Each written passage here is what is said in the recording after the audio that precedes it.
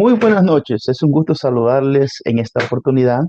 Es un gusto estar con ustedes nuevamente disfrutando un martes más, en el cual compartimos nuevamente a través de la pantalla de TVX en este programa plataforma. Es un gusto para mí, enorme placer poder acompañarles en esta oportunidad y por supuesto seguir dialogando en varios temas, dimensiones, coyunturas.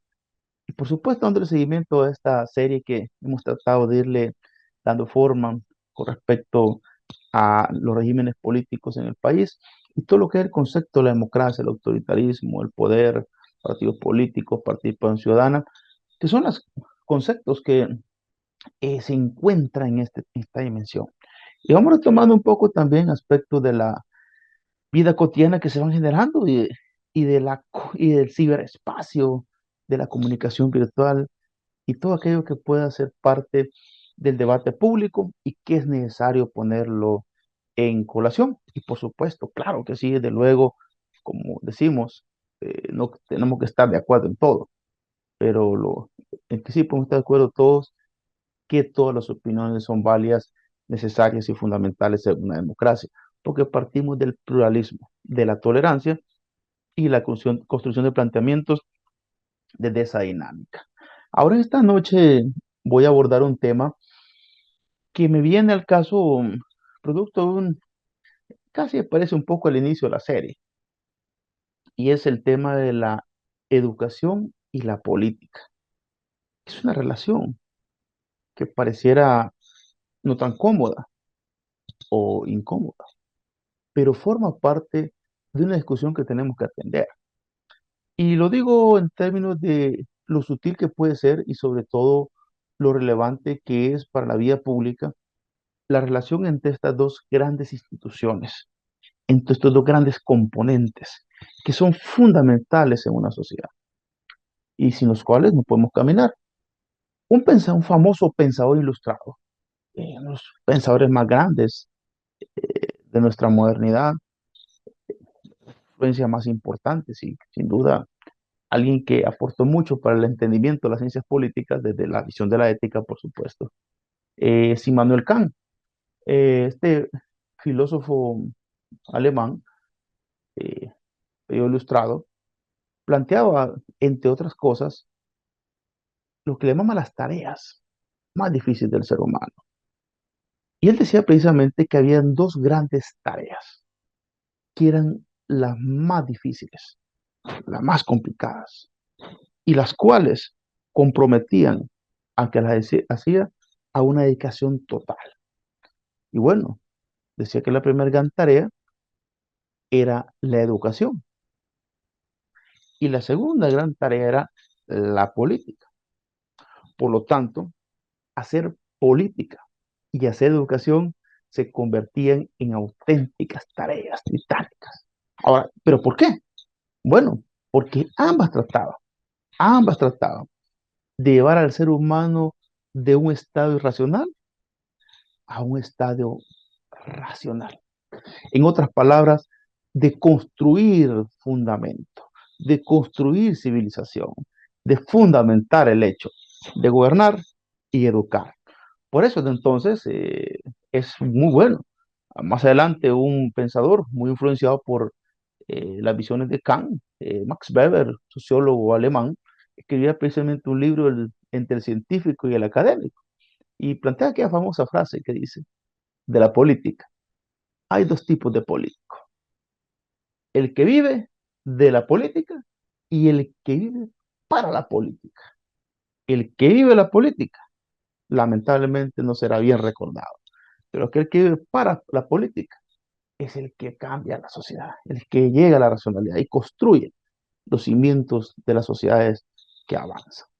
Ahora en ese marco, precisamente, eh, mi debate sobre el tema también tiene una clara visión y sobre todo una preocupación que me surge un día de estos, que está habiendo un debate, y que estaban diciendo un par de cuestiones algunas personas, porque se decía, eh, empezó a surgir ahí el ruido, que el salvadoreño que tiene los países que tienen menor coeficiente intelectual y que es uno de los países, y por lo tanto esa baja coeficiente intelectual que tiene nos lleva a ser desinformados, a que cualquiera nos manipule, a que tengamos, bueno, por ahí inclusive hasta públicamente se puso un programa de televisión, algunos datos sobre un barómetro que se tiene y que se publica sobre los coeficientes intelectuales en el mundo.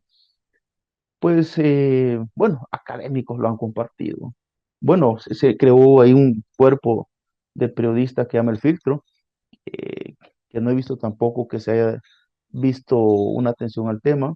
He visto otra gente que solo lo discute, otros que lo asumen, pero realmente me di a la tarea, creo que es lo más responsable, de realmente ver qué es esto que pasa, porque no podemos hacer caso a todo lo que nos dice.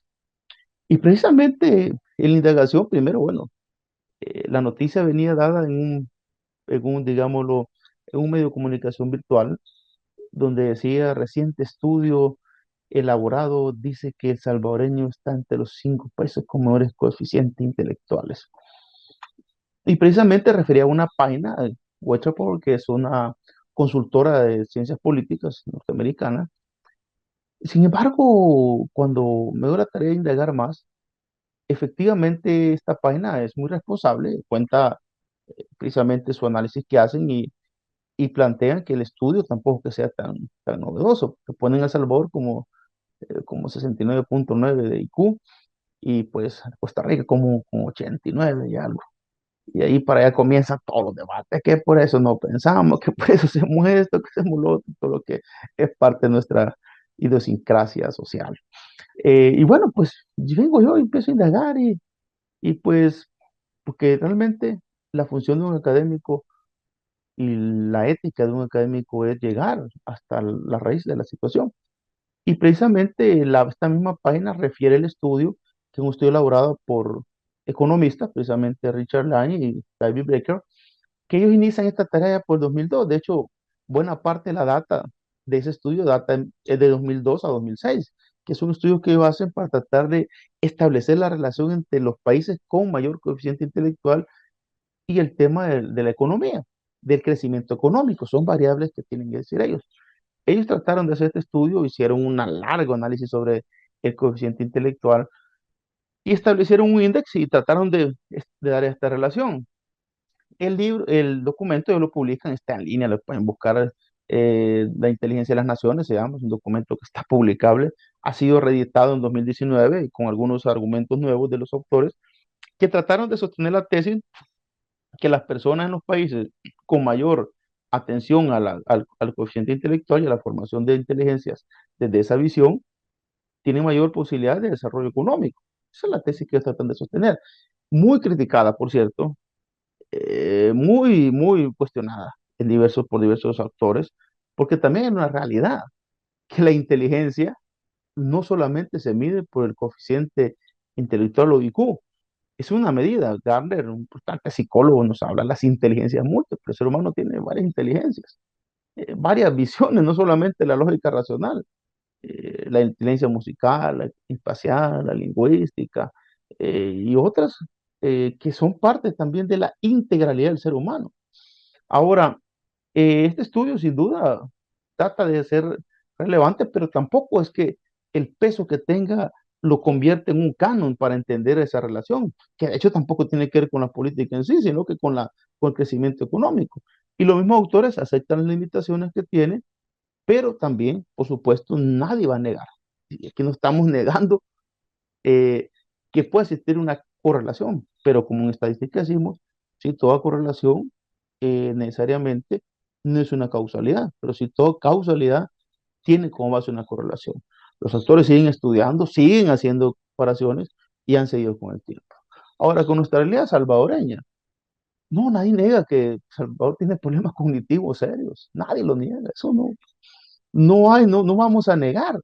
Imaginemos, nuestro país es de los países que menos ciencia produce. Oiga, de los que menos ciencia produce. Solamente producimos casi 2 artículos por cada 100.000 habitantes en los índices más altos. Como en Simagro lo pueden buscar, eso está en línea también. Se hace la tasa y se establece. En el índice de creación somos los países que menos creación tienen, de los que menos creación tienen. Sí, son los países latinoamericanos con mayor índice de creación, está Chile, México y Costa Rica, tres países. De ahí para allá nosotros, igual que Honduras, Guatemala, estamos muy por debajo. En materia educativa, nadie niega los problemas de la falencia de nuestra educación. País que todavía no alcanza los niveles educativos para decir que estamos en un desarrollo en ese tema. El analfabetismo todavía está presente en nuestras comunidades. Y a pesar que pueden haber avances, y ha habido avances en materia educativa, falta bastante por hacer, porque la tarea de educación no es fácil. Alguien puede pensar que sí o no, no es fácil la educación. Es decir, educar, por eso dijimos al principio, una de las tareas más difíciles. Cómo gobernar, son tareas difíciles. ¿Por qué? Porque requieren de grandes decisiones, de grandes determinaciones, de grandes visiones y recursos, pero también de la individualidad y los procesos que cada persona va adjudicando y quienes van al frente de este tipo de situaciones. Ahora, por supuesto, el problema se da ahora porque adjudicar que porque una persona tenga un menor coeficiente intelectual es a priori más vulnerable a ser desinformado, pues queda expuesto que no. También personas con alto coeficiente intelectual, con altos estudios, han caído en una noticia que si no es cierto no es falsa, pero no está certificada. ¿Por qué? Porque nos falta lectura crítica.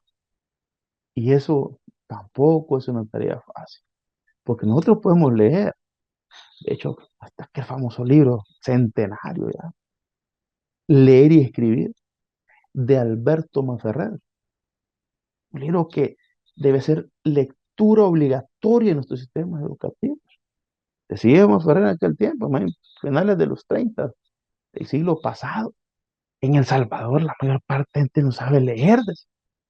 Y los que leen, no leen nada científico, sino que pseudociencias.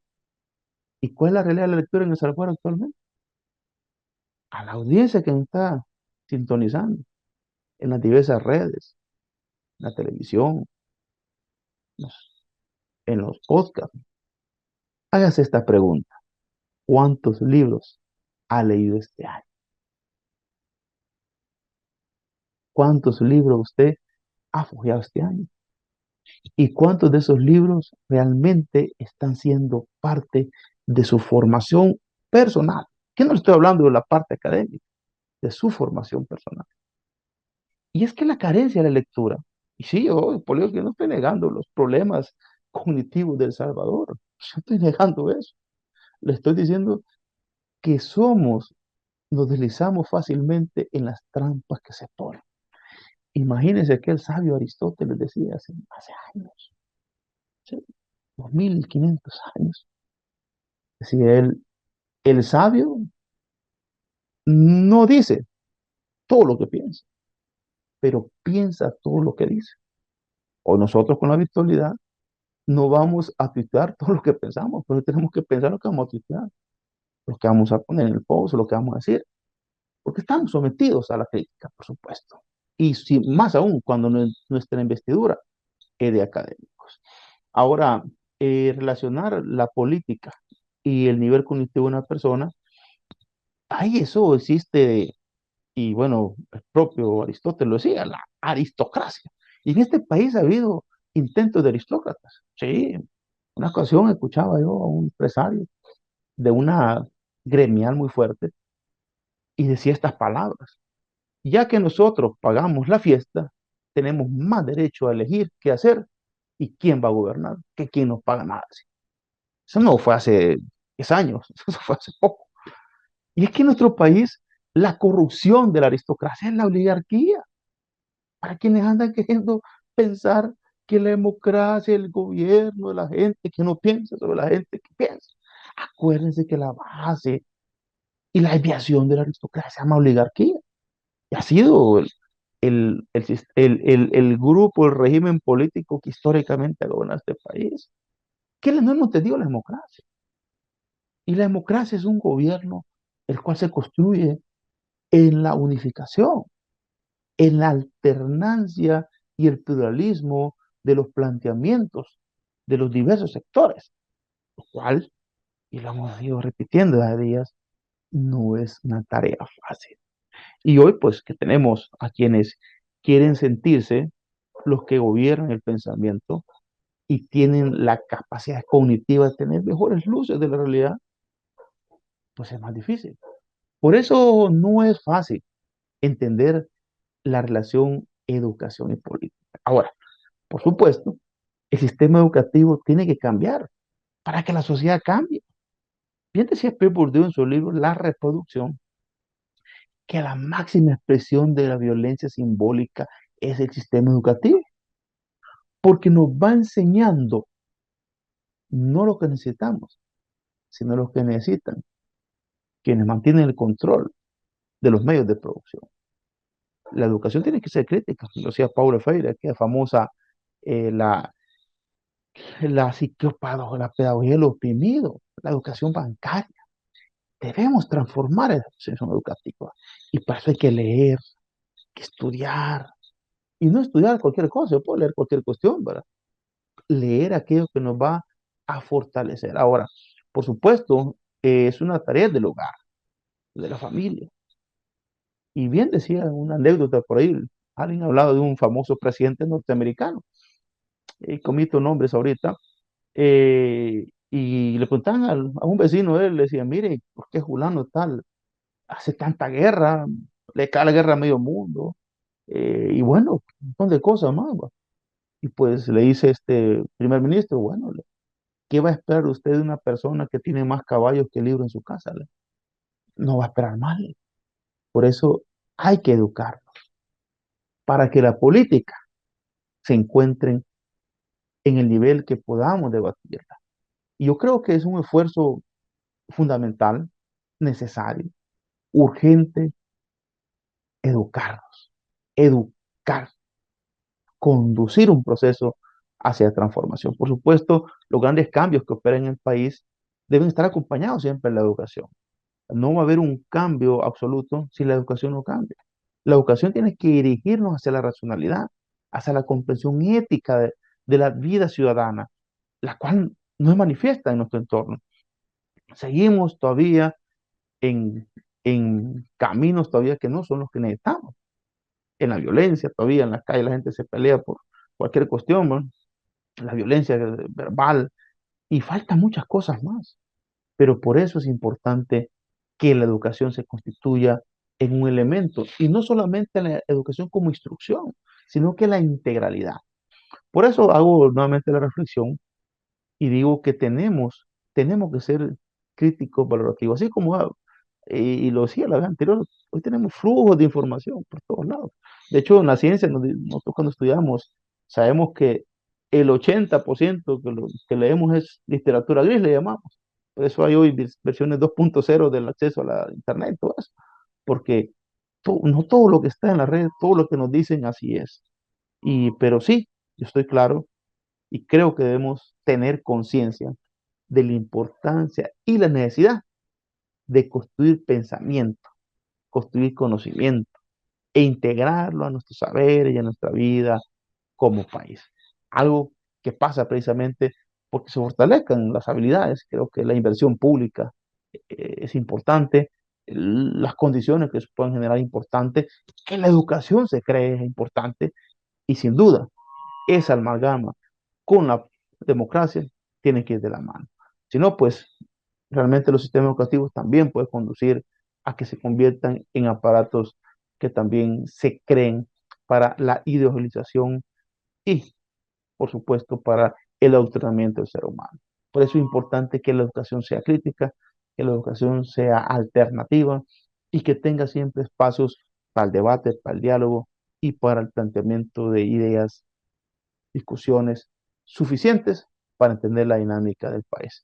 Bueno, quizás esto lo hacemos también en el marco eh, de mis alumnos, que también tengo un diplomado sobre municipalismo, quienes precisamente debatíamos aquel día la educación y la política, que son dos tareas necesarias y fundamentales para la vida de un país. Muchas gracias, buenas noches y nos encontramos el próximo martes, siempre en plataforma por TVX. Gracias.